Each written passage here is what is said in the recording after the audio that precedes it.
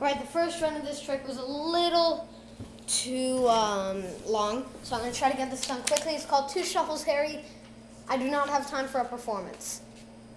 Maybe look it up online, see the video. It's an amazing trick. Basically, they pick two cards, and you mix them in with the deck, and you, well, it looks like you're mixing them in,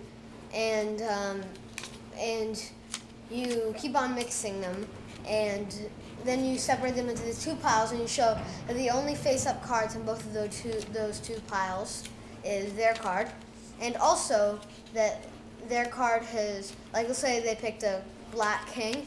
It's the only, in their pile, it's the only black card in a bunch of red cards, and vice versa with the red card. Anyway, so it starts out with a bit of setup. You've taken out the jokers, and you have separated, sorry, I was shuffling this.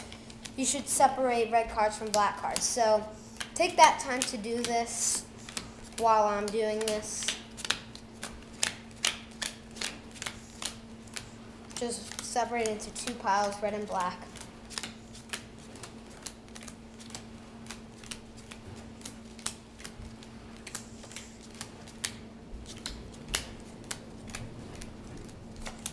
Alright, now put black on top of red, or either way, it's fine. So I'm not gonna teach the Zarrow shuffle because I'm not very good at it.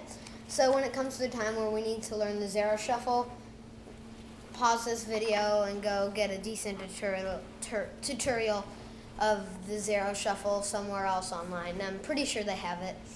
If they don't, write it as a comment below and I will do a tutorial. So this is what's going to happen. You're going to basically be saying, when we think of magic, we think of a lot of colorful characters. You know, David Blaine, Harry Houdini, Chris Angel, Di Vernon, Two Shuffles Harry.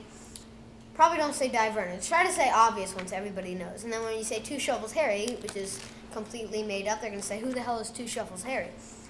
Now you want them to say this because now this is going to be an excuse for having such a big setup. So now you're going to be like, oh, you don't know how Two Shuffles Harry is. Well, I'm going to have to do a trick by him to show you what kind of guy he is. So now they're thinking, oh, well, if he's going to switch tricks, he obviously couldn't have known I'd say that, and he couldn't have set up the deck. But you did, and you wanted them to say that. If they don't, just ask them if they know who Two Shuffles Harry is. They won't, unless they know this trick.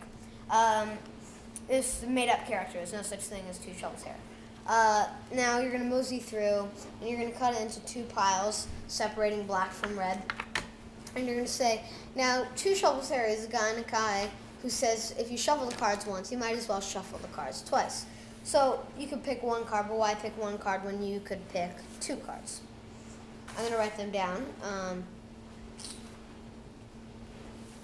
So they picked the Ace of Diamonds and the Jack of Spades. You know what? I feel like doing a little more of an obvious card just for the tutorial. So let's use the Ace of Spades. Ace of Spades, Ace of Diamonds. Easy. Now, you want to find a way to keep their card on top pertaining to or using the Two Shuffles Harry theme. So what you're going to do is you're going to take the Ace of Diamonds. You're going to say, we're going to put this somewhere in the deck, and you're going to put it near the top, like a few cards away from the top. Hold a pinky break, because in any magic trick, unless it's like a prediction magic trick, you never get their card lost in the deck. It's always controlled. So then you're going to transfer the cards over into your right hand, taking out your pinky and making it now a thumb break. Boom, boom, boom, boom. You see? Now, you're going to say, now he says you could cut it once, take off half of the bottom cards. Note that the bottom pile, top card of it, would be their card, the Ace of Diamonds. Now, you cut off half of it. You say you could cut it once, but why cut it once when you could cut it twice? Take off the other second half there. So now the Ace of Diamonds is on top, and the Ace of Spades is on top. You just repeat that. So now you're going to turn one of the piles over. Let's use the black one, and you're going to do the Zarrow shuffle. Since I don't want to do a tutorial, so I'll just be really quick.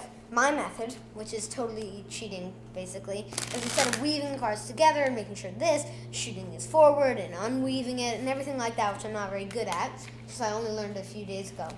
Just like sort of pick up the top card on a break and shove all the other cards in. But when you're doing that, you're going to be covering the cards like this with your fingers so they don't notice that you're totally doing a false shuffle. Now there should be a natural break here. If you have a good deck that hasn't been that's being used a lot and it's sort of bent just the tiniest bit out of shape. I don't even think it needs to be that. But most decks. And you'll see a little break here where the only back-to-back cards will be. And you're gonna cut off from that, looking like you're cutting randomly. And now you, when you did the Zarrow before, you zeroed under one of the cards. Now, wait, I did this wrong. Oh, sorry, you have to turn over this. Now you're gonna slide from that break. The other card is on top here, the Ace of Spades. Now you're gonna Zarrow right under that card.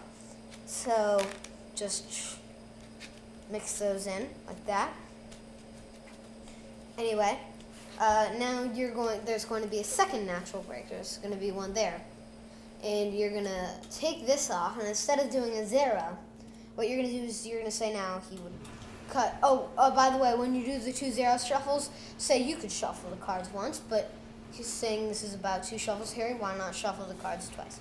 So anyway, you're going to cut each of the piles. You're going to say you could cut it once, but why cut it once when you could cut it twice and cut the other pile? So now one of them should look like it's face up and one face down. Turn over the one with the top card that's like that. This will be the red pile. And turn that over and say, do some magic thing. I like to do this for no reason. Just hit it on your head. And say, now I have one kick-ass ending. Spread out the 2 piles, showing that their cards will be the only one face up. Ace of Spades, Ace of Diamonds, when you could have 2 kick-ass endings. Show the Ace of Spades, the black card, is the only black card in all of these red cards, and the Ace of Diamonds is the only red card in all of these black cards.